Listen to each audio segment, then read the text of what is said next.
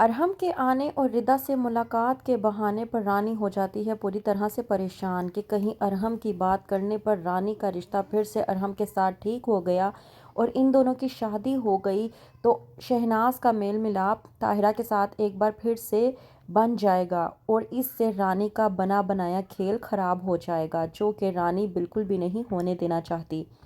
ड्रामे के next episode में आप लोग देखेंगे कि बाज़ार में साकिब से मुलाकात के बाद अरहम सोचता है कि घर जाकर साकिब से बात की जाए और रिदा को समझाया जाए कि वो अपनी तरफ से बदगुमानी को ख़त्म कर दे।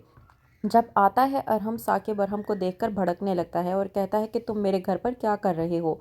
कि वहीं पर ताहिरा, फिदा और रिदा भी आ जाते हैं। रिदा जो कि अरहम से बात करने की कोशिश करती है लेकिन साकिब साफ इनकार कर देता है और कहता है अरहम से कि तुम यहाँ से चले जाओ। अरहम जो कि साकिब को कहता है कि मुझे एक बार रिदा से बात कर लेने दो, मैं यहाँ से चला जाऊँगा। कि वहीं पर रानी आती है और भड़कना शुरू कर देती है। कहती है कि ये बात तुमने तब क्यों नहीं की थी जब तुम्हारी माँ इन्हें जलीलो ख्वार करके धक्के मार के घर से बाहर निकाल रही थी। रिदा खामोशी इख्तियार किए एक जगह पे खड़ी रहती है।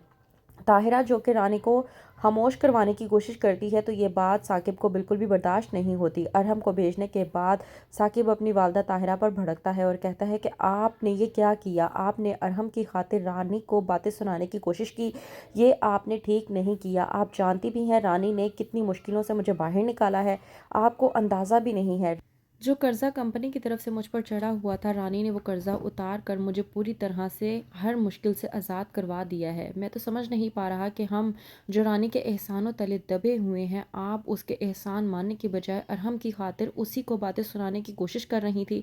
मुझे बिल्कुल भी अच्छा नहीं लगा, जबकि साकिब इस बात से अनजान है कि रानी ने कहीं और से नहीं बल्कि उन्हीं जेवरात को बेच कर, जिन जेवरात की चोरी का इल्ज़ाम साकिब पर लगाया गया था, वो रकम अपने वालिद के ज़रिए साकिब के अकाउंट में ट्रांसफ़र करवा दिए ताकि साकिब अपनी प्रॉब्लम से बाहर भी निकल जाए और वो जेवर भी ठिकाने लग जाएं।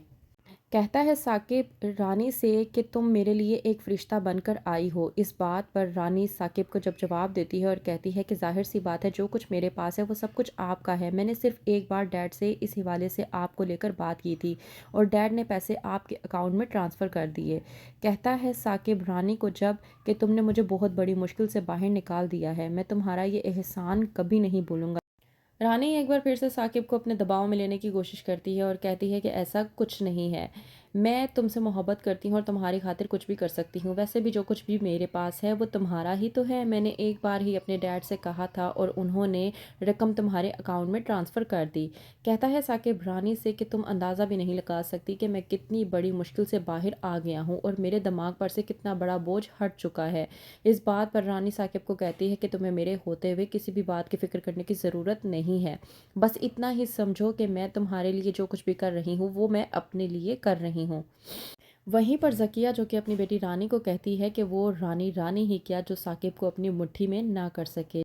ज़किया की इस बात पर जब रानी जवाब देती है तो कहती है कि नहीं अम्मी, ऐसी कोई बात नहीं है। मैं साकिब से मोहब्बत करती हूँ और मैं उसको मुट्ठी के बारे में करना सोच भी नहीं सकती। मैं उससे मोहब्बत करती हूँ और जिस इंसान से मैं मोहब्बत करती हूँ उसके साथ मैं भला ऐसा क्यों करूँगी। बस ये जो दो नंदे हैं ना मेरे सर पर, ये एक बार बोझ की तरह मेरे सर से उतर जाए तो मैं फ़िक्रों से आज़ाद हो जाऊँगी। कि वहीं पर आ जाता है ज़ारून।